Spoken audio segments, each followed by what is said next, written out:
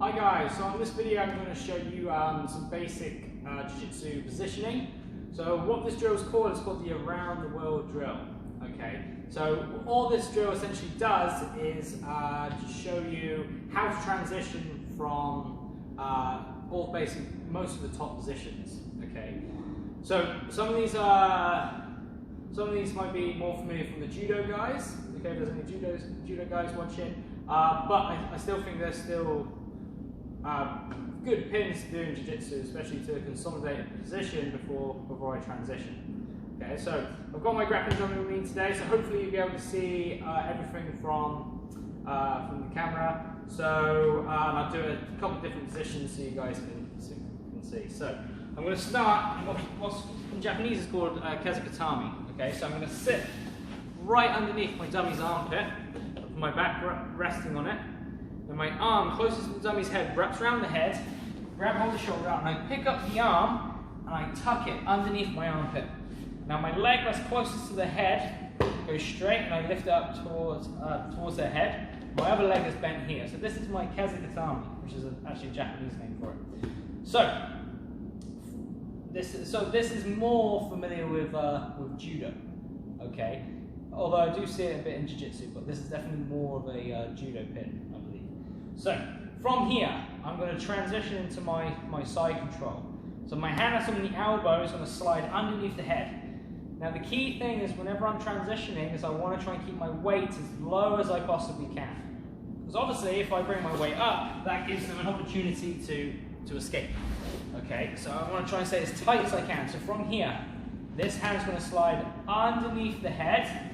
I come onto my stomach, keep my weight in nice and tight, and then I'm in my side control. Sideways, so my knees are nice and wide.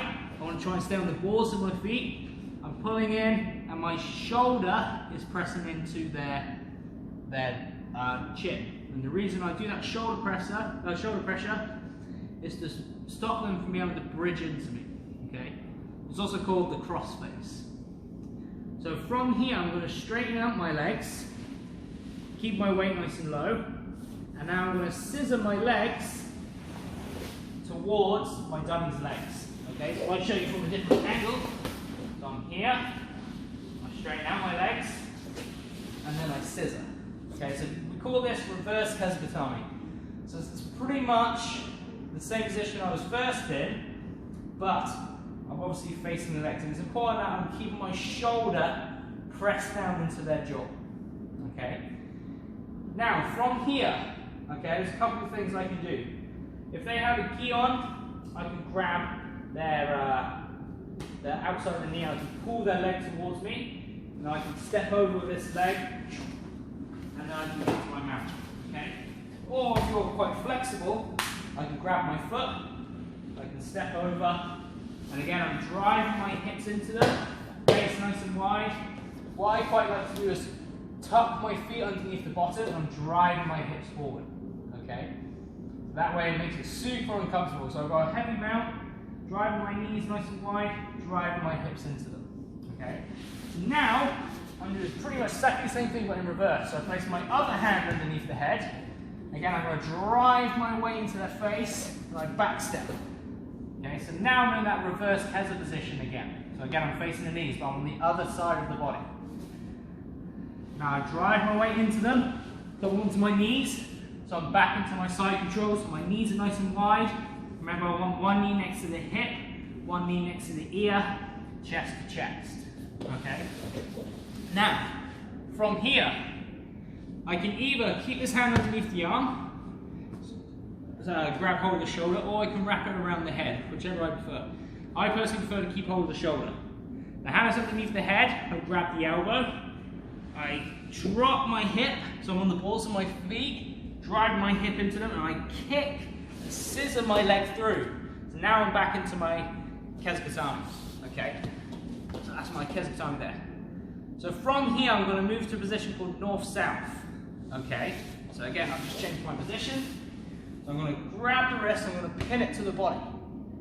Now I'm going to step around the head, keep my weight as low as I can, so I end up in this position, okay? So my stomach is on their head, Okay, and again, I'm trying to stay nice and low.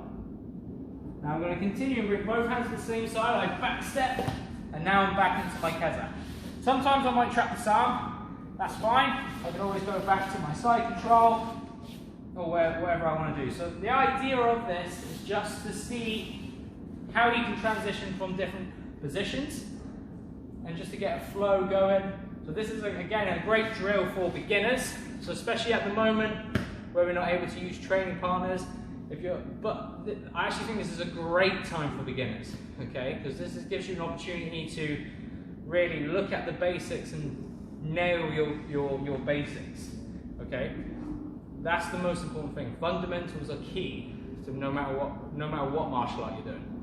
Yeah, and this is quite basic, quite fundamental, but again, it's quite important. So it's teaching me to keep my weight low. Okay, so I want to try and keep contact with the dummy all the time. Okay, and I can obviously go at my own pace, so I'm not worrying about going too slow, so my partner's getting frustrated with me or anything like that. I can go at my own pace. Okay, obviously it's still not ideal because, you know, it might feel like I'm staying quite low, but you're not getting that feedback from your partner. But, you know, obviously during these times you've got to make the best of what you can. Okay, and I think this is a good time for you to try and nail the basics. So even if, you know, you're not, for a beginner, you might not be learning to get your weight quite low enough just yet, but you're getting the movement. That's the important thing. And then obviously when we can go back to training, then you can focus on how can I keep my weight low. So at the moment, just see if you can focus on keeping those transitions. But again, try and keep it as low as you can. Okay, but obviously when you get that partner, you're able to get that feedback a little bit better. Okay, so I'll go through it one more time. So I've got my Kezgatami sitting right underneath the armpit. I can lift my hips and drive them into my partner. Now remember, I'm going to slide this hand underneath the head, stay nice and tight, come up onto my knees. Remember, my knees are nice and wide on my side control, I'm on the balls of my feet. Okay, there. So from here, I straighten out my legs, go to my reverse Keza. So now I'm facing the knees. Grab that knee, pull it down, then cross their legs over. Or if I'm flexible, I can grab my foot, step over, feet tucked underneath the bum, face nice and wide, driving my hips forward. Other hand comes underneath the head, grab hold of that shoulder, step back, and I'm doing my back step into my reverse Keza again. Slide my knee underneath the arm. So I'm back into my side control, cup the shoulder, or I can bring this around, wrap around the head. I personally prefer to keep hold of the shoulder. Find the elbow, kick out my leg. So my leg that's closest to my dummy's legs, I'm dropping my hip, and I kick my leg through. Okay, now I'm back into my Kezgatami. Pin this hand to the chest, step around. So now I'm into my north-south position. Carry on stepping around, back step. Now I'm back into my Keza, okay? Or I can go back to my side control, whichever you prefer, okay? So that is the around the world drill, guys.